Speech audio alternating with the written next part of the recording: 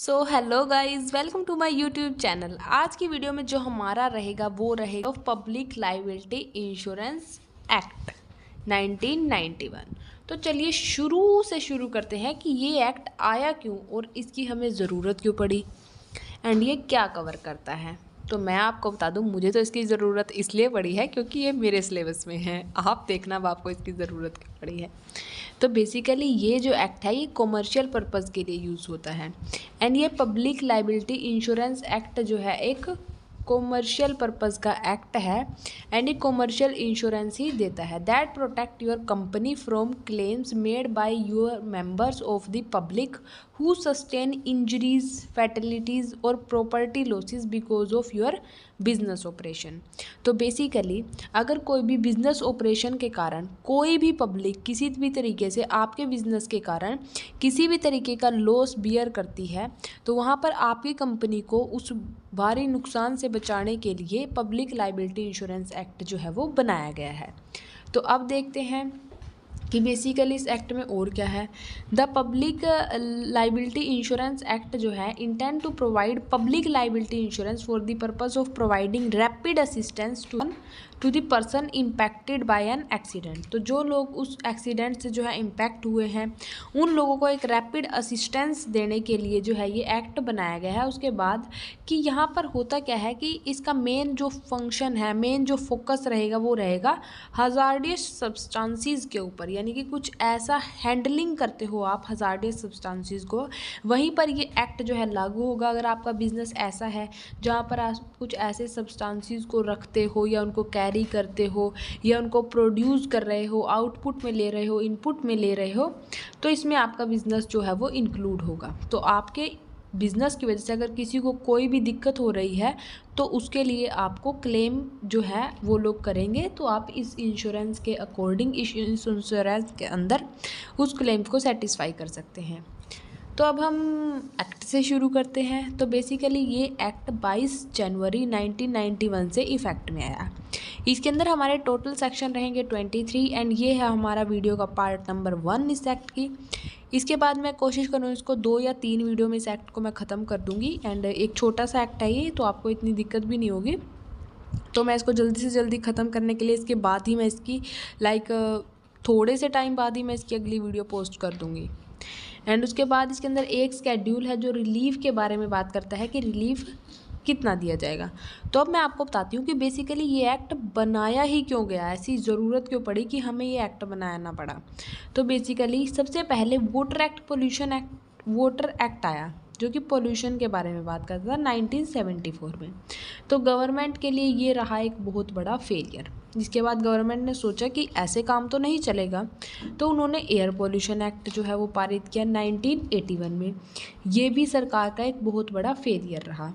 उसके बाद सरकार ने एनवायरनमेंट प्रोटेक्शन एक्ट 1986 में फिर से पारित किया, बट वो फेलियर तो नहीं था, बट वो इनफ भी नहीं था। उस समय की समस्याओं को ध्यान में रखते हुए ये बिल्कुल इनफ एक्ट नहीं था जिसमें से हमारी जो पब्लिक है उसको पूरे तरीके से सेफ़ रखा जाए। आप देखते हैं वाटर एक्ट भी फेल हो चुका है, एयर पोल्यूशन एक्ट भी फेल हो चुका है। एनवायरनमेंट प्रोटेक्शन एक्ट कुछ हद तक सही था, बट वो एक पूरी तरीके से एक सक्सेस नहीं था। तो अब गवर्नमेंट को want more strictness in the environmental related laws. तो इसके बाद ही हमारा पब्लिक लायबिलिटी इंश्योरेंस एक्ट आया। तो अब हम देखते हैं कि इस एक्ट का बेस क्या रहा है। इस एक्ट का बेस जो है वो मेन रहा है Bhopal gas tragedy and chloride plant जो कि दिल्ली में हुआ था। तो बेसिकली ये दोनों ही बहुत ही ज़्यादा जाने माने हमारी ऐसी ट्रेजेडीज़ हैं जिनके कारण आप देख सकते हो बहुत सारे लोगों को वो आज तक भी उनको अपना कॉम्पनसेशन नहीं मिल पाया है। वो लोग आज भी कोर्ट के चक्कर लगा रहे हैं क्योंकि उस टाइम पर कोई ऐसा एक्ट नहीं था जिसके अंदर उनको एकदम से और रैपिड असिस्टेंस और एक तरीके से रैपिड क्लेम मिल जाए। उसमें उन लोगों की कोई गलती भी नहीं थी, उसके बावजूद भी उनको इतना सब कुछ सहन करना पड़ा क्योंकि वो एक कॉमन पब्लिक थी। अब हम देखते हैं कि भोपाल गैस ट्रेजेडी जो बेसिकली फैक्ट्री में हुई थी, यूनियन कार्बाइड फैक्ट्री में 1984 में and caustic chloride plant in Delhi. तो growth of hazardous industries and processes carry a very high risk of accidents and that may affect not the worker but also to innocent member of the public। तो होता भी यही है। अब आपने देखा होगा, आपने केस लो भी सुना होगा इसका, मैं आपको आगे ही वीडियो में बताऊंगी।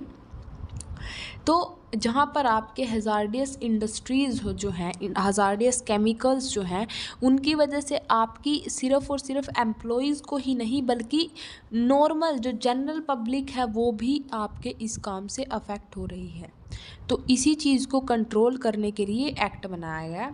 तो इस एक्ट का जो ऑब्जेक्ट है वो है immediate relief, to provide immediate relief to the person affected by the accident. And number second है फॉर ऑल विक्टिम्स, यानी कि हर, ये नहीं है इसमें लाइक जैसे कि नॉर्मल इंश्योरेंस में होता है, लाइफ इंश्योरेंस में क्या होता है, जिस पर्सन को हम इंश्योर कराते हैं उस अगर वो डेथ हो जाती है उसकी या वो बीमार हो जाता है तो उनकी फैमिली को क्या मिल जाती है, कंपनसेशन मिल जाती है।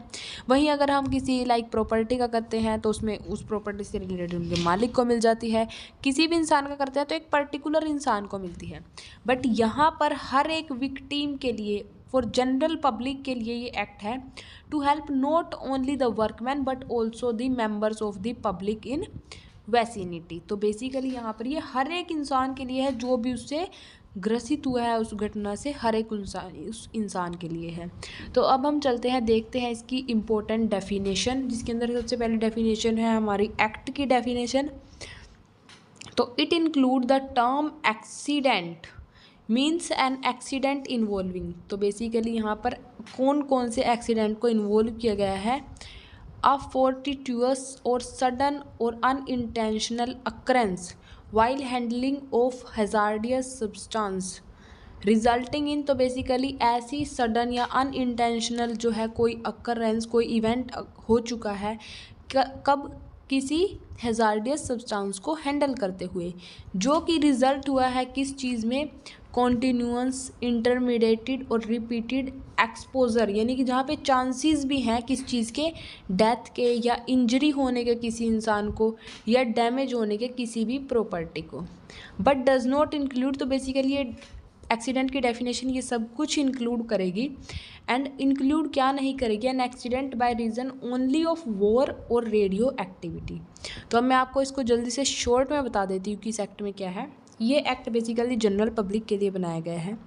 इसका ऑब्जेक्ट है कि जनरल पब्लिक को इमीडिएट रिलीफ ग्रांट करना, क्योंकि हमारे पीछे सक्सेस में नहीं रहे जो भी हमने एक्ट्स बनाए, जनरल पब्लिक के लिए बनाए या अपने एनवायरनमेंट से रिलेटेड बनाए, वो कोई भी सक्सेस में नहीं रहे। एंड वहीं पर भोपाल गैस ट्रेजेडी हो जाना, दिल्ली में क्लोराइड प्लांट का जो ट्रेजेडी हो जाना, इन सब को देखते हुए अभी हमें एक ज़्यादा स्ट्रिक्टनेस की ज़रूरत थी, तो इसलिए ये एक्ट बनाया गया।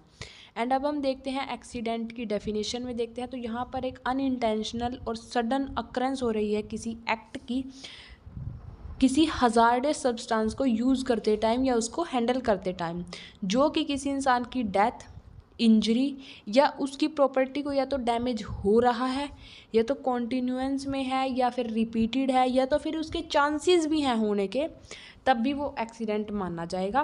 बट इस डेफिनेशन में एक्सीडेंट किस चीज़ को इंक्लूड नहीं करेगा, by the reason of war और रेडियो एक्टिविटी।